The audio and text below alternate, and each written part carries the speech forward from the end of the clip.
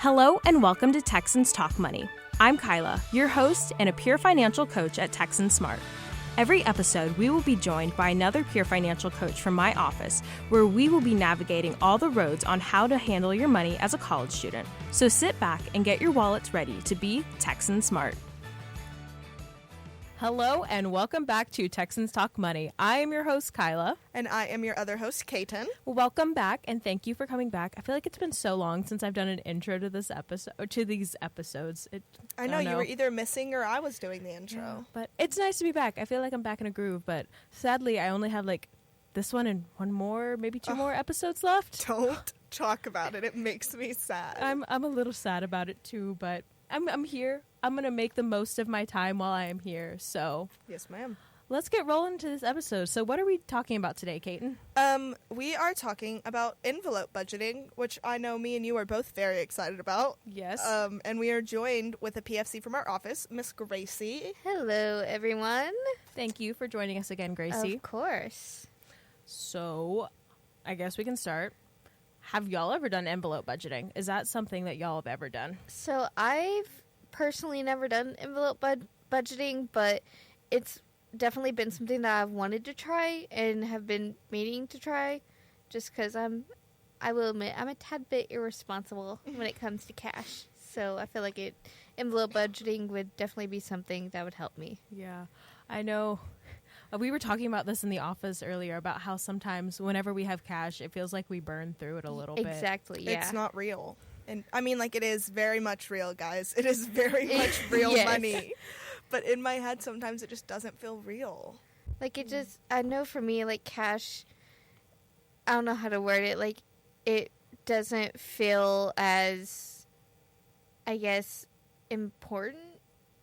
It's a different feeling than you get whenever you swipe your debit card or, like, your credit card or something like that. Which I feel like in my head it should be the opposite. Like, my debit card should be fake money. Because, like, I just always think about, like, the Barbie cashier play sets and how that was, like, fake money. But when I would hand them, like, the Barbie coins, I'd be so stressed. Yep. So what happened from 6 years old to now that cash is just not a thing? I don't know, but I think if we try this envelope budgeting, it might actually help us feel that more importance with the cash. Definitely. I agree. So I guess let's get into what it actually is. So this is whenever you're splitting up your cash and into categories for budgeting. And that's probably a really horrible way to explain it. But so think about your budget and think about all the different categories you have for your budget. Maybe you have gas for your car. Maybe you have groceries, eating out, fun money.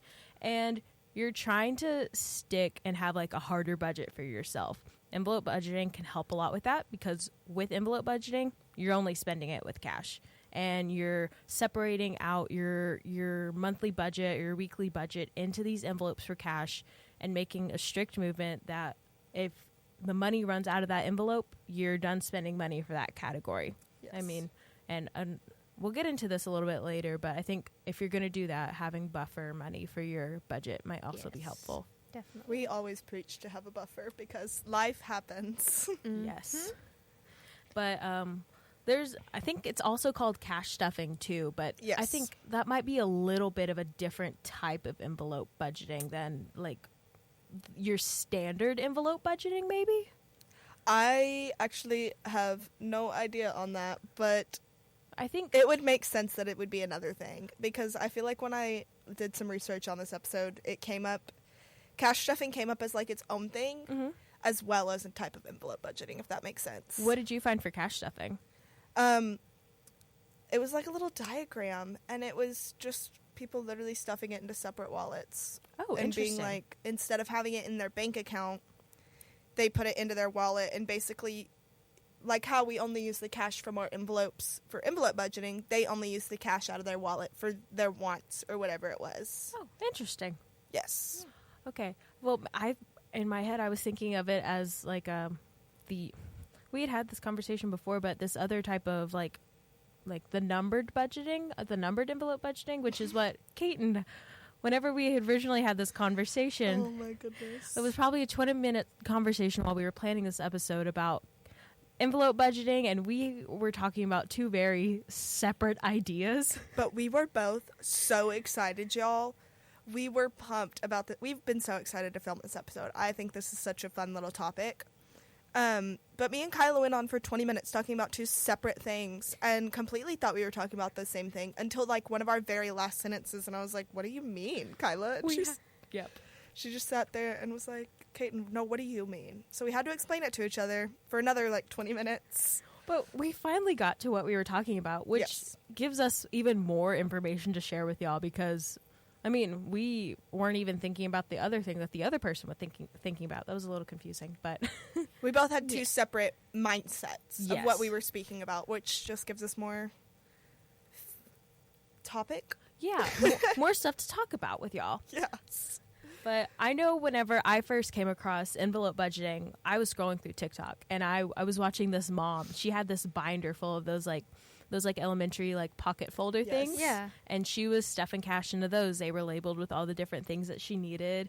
And after that one, I started getting a whole lot more people, like more creators popped up on my feed with their like just different types of it. Like maybe you have your physical like paper envelopes in like a shoebox or something, or like plastic Ziploc bags, something like that. But while I was doing more research and diving into it, Dave Ramsey, well, not our Dave Ramsey, but like Dave Ramsey was one of the first people to come up with the concept for envelope budgeting, which is a great source to come from because Dave Ramsey is quite good at how he gives his money advice. And so he was always a good source to come from for money advice, I would think. Yeah, so there's different ways, like Kyla said, to do it. The way I've always seen it done, and like the first way I saw it was definitely on TikTok, but it was actually a link to like TikTok Shop where they had actual physical binders that you buy. Then they had like such cute little decorations on them, and they were so fun, and they almost got me to buy one. I will be real, but I was like, I have all this stuff at home to make it myself. But they had set up like a little journal, like I think of a childhood like journal that just has a little button pop, and then it just had 1 through 100, and you put in that amount, the correlating amount of money that was on the front of the pocket, to have $100 in like a month or whatever it was. I love that for like saving money, especially. I feel like when you're doing that, you get to kind of see your progress. Yes. And keep track of it. Whenever you looked at it, have you ever seen it like where people like randomly pick the number, or do you like just do it in order of like whatever number's in there? I've seen both. So I've seen it where people do Ziploc baggies like you had mentioned, and they write their own numbers on there for whatever is feasible for them. And they pull out a random number, and whatever's in there is what they have to put in. Yeah. I know that's not always logical for sometimes, especially for college students. Yeah. Yeah. Which is what our whole goal of this podcast is to get y'all to have the skills to properly be financially literate. Yes. Yeah. So I know, like, especially for me, if I tried it, I would definitely have to be a person who I could probably pull a random envelope, but if I did, it would definitely be put back on some days because sometimes you just don't have $100 to put in there, and that's okay. Yeah. That's fair. That is absolutely fair. Yes. So what other things do you think people could use to, like, if they're wanting to start from scratch, maybe not buy, like, the booklets off of Amazon or something 100%. like that? Like, what materials could people use to build up these, like, at-home envelope budgeting systems? Like I mentioned, Ziploc baggies, envelopes if you happen to be a family who carries those around in your house. I know my mom has a little stack of envelopes because we write thank you cards all the time for different things. The plastic sheet covers that you buy for like classes. Sometimes you don't use all of those, and so I know I have a hoard of them sitting in my office desk at home from when I did a final portfolio for photography. So I have a bunch of them that I can write numbers on and use those for.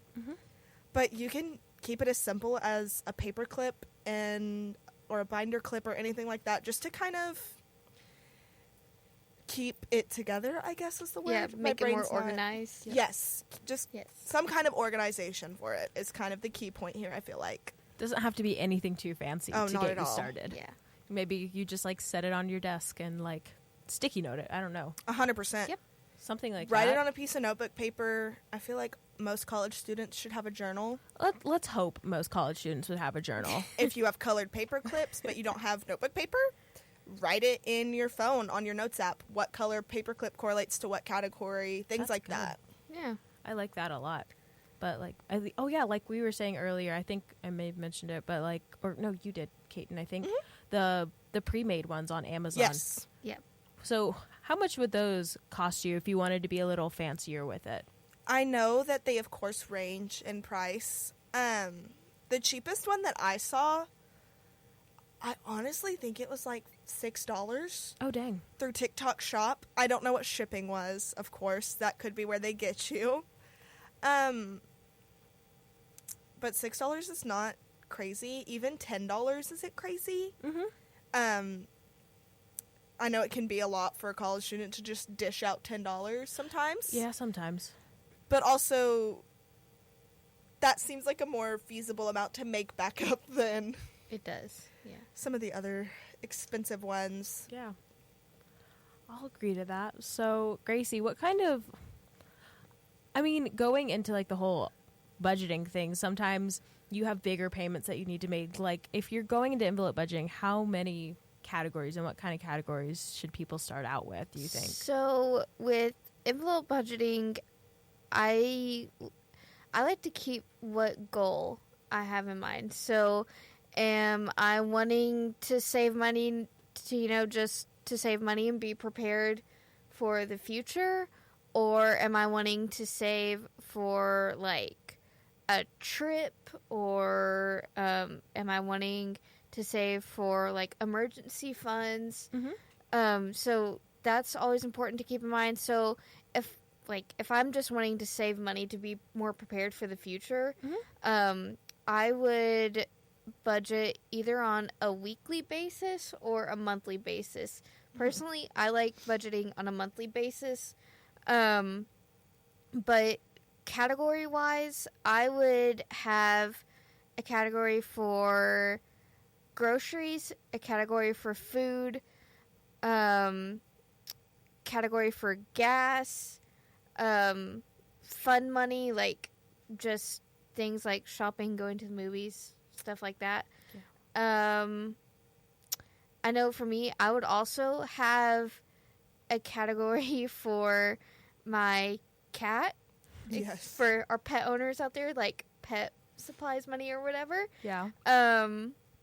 So those are kind of the different categories that I would recommend. And honestly, just do what best fits your budget. Like, do you think you need $200 to get you through the month? Do you think you need $300 to get you through the month? Like, everybody's going to be different in that regard. You just need to figure out, like, how much on a monthly basis do you think you spend, and whatever that amount is how much you distribute through the different categories, if that makes sense.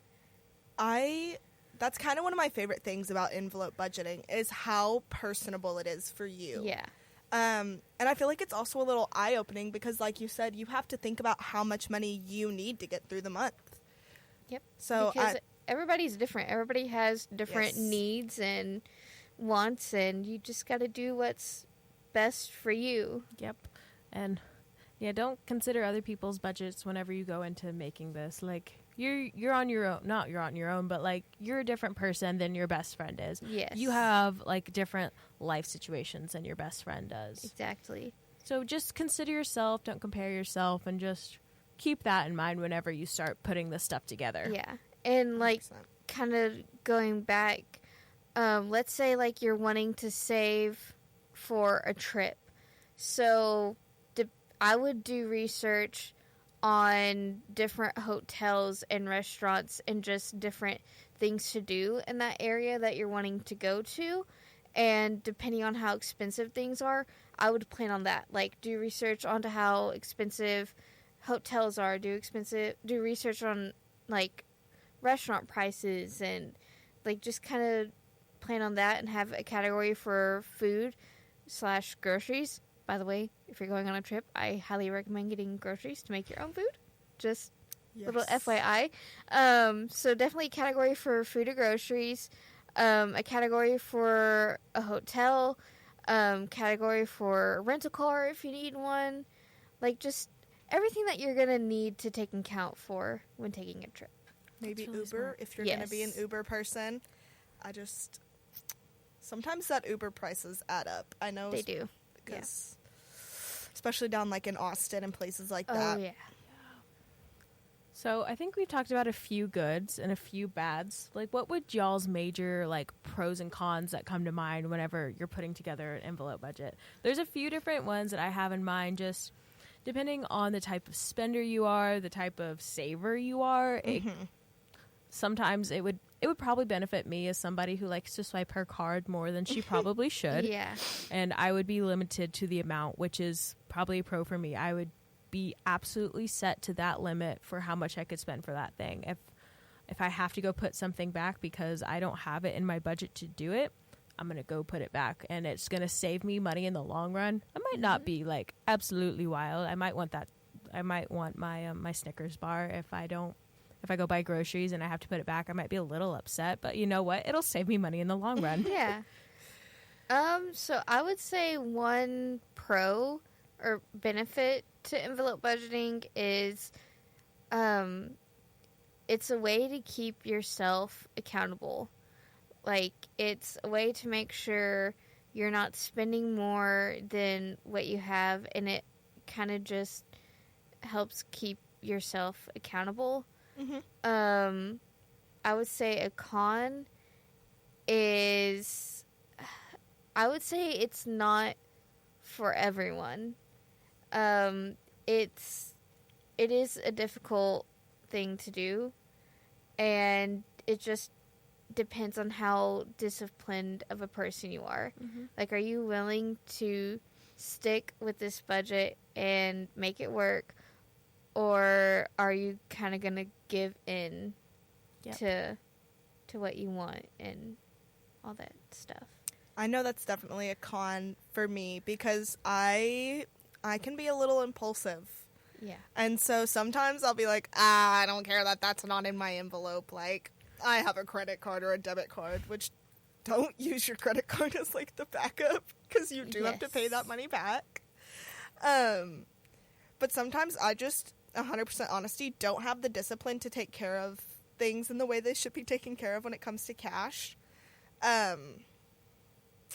However, like I mentioned, a giant pro that I see is even if you're not that disciplined, you can make sure that things you have to be disciplined in, you can personalize your envelope budgeting to that. Yep. Which I think that's so fun, and you can make it fancy if you want to make it fancy, if that's how you're going to be better, or if putting it in paper clips and shoving it in a shoebox is the better way to do it.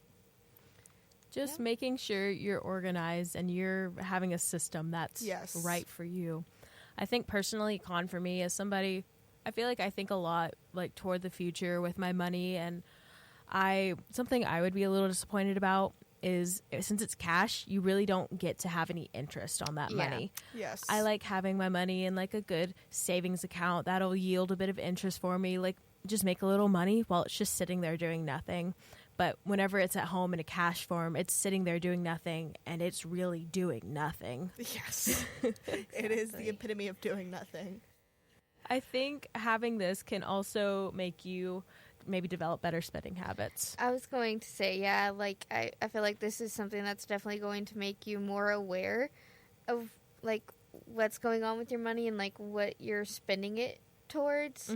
I know with my dad and brother, they love having cash on them at all times. Yep. Because they can, the way that my brother words it to me is he can feel the money leaving his, like, his hands or his wallet, and it just puts more pressure on him to be more aware So he's almost the opposite of the way we've described it. Yes. That's so interesting. We girl math the cash, which we should not girl math the cash. Girl math is how we get into trouble. Yep. Girl mathing. The money that I have in my wallet, I need to prioritize it more and think of it as important. Money is important, definitely. Yeah. Yes. I think we just need to get in the mindset that cash and debit cards are the same thing. That they are one and the same, just one of them is an electronic transaction and one of them's a physical cash transaction. One of them is a plastic cash. I know while we were in the office, another one of our PFCs was saying that she kind of feels the pressure of spending whenever she swipes her debit card and then she gets a notification saying how much she spent. And it's the same way with me. Whenever I use my debit card and I get that text saying how much I spent, I'm like, why? Why did I do that? Why did I so spend that guilty. much? Honestly, something like that, keeping those text messages on if you are one to use your debit card, keeping those messages on will keep you accountable. Yeah. And that's one of the reasons. This is what I was going to mention earlier about another con, I guess, is sometimes you have more pressure with the debit card. So if you're a debit card person who feels the pressure with the debit card swiping, envelope budgeting may actually do nothing for you. Yeah. So it's definitely about finding the groove, about what makes you feel more accountable for your money in a sense, and not you're just throwing it away on nothing. 100%. Because everybody, like we were saying, everybody's different. Everybody has different personalities, different financial situations, just different everything. And I know we keep saying this, but guys, it really is important to find what works best for you. And if you need help finding what works best for you, we at Texan Smart, our certified peer financial coaches, are all here to help you figure out, talk through what is best for you. What is your situation? What is your relationship with money? Let us help you talk that through. We'll help guide you on a journey that will make you more financially sound, more financially literate. We're here to help. Yep. Downstairs, Tarleton Student Center, room 12.